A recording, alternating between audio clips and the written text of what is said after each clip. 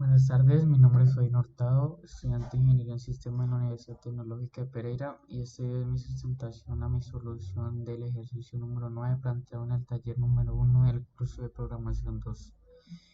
Bueno, el enunciado nos dice que hemos escrito un programa en el lenguaje C que lea los valores del teclado utilizando la función scanf, los imprima con la función printf.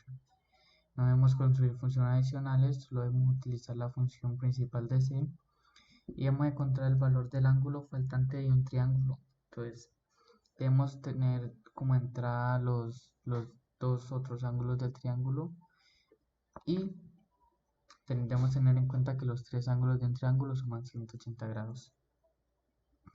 Entonces, aquí tenemos un ejemplo de lo que debe hacer nuestro programa, su salida de pantalla, el diagrama de flujo de datos que nos dice los datos que salen y los datos que ingresan en nuestro programa.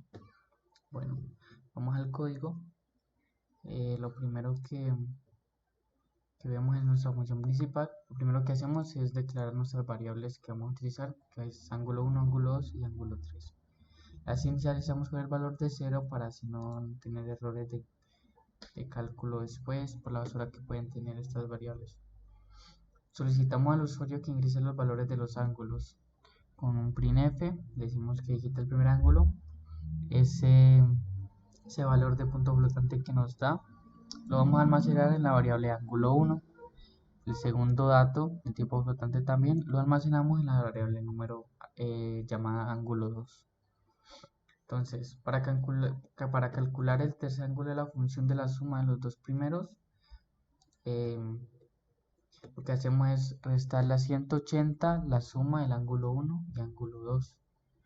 Y así tendríamos el ángulo 3. Entonces hacemos esto, pero aquí lo que hacemos es verificar si el ángulo 1 es menor a 0 o si el ángulo 2 es menor a 0, o sea, son negativos. Cuando son negativos, pues no podríamos hacer el cálculo, nos daría un error. Entonces le imprimiríamos al usuario que los ángulos ingresados son incorrectos. Si esto no es así, entonces le imprimimos que el tercer valor del ángulo de un triángulo con ángulo le va a recibir un dato de punto flotante y otro dato es de, entonces los datos son ángulo 1, ángulo 2 y ángulo 3. Entonces eso sería todo. Muchas gracias.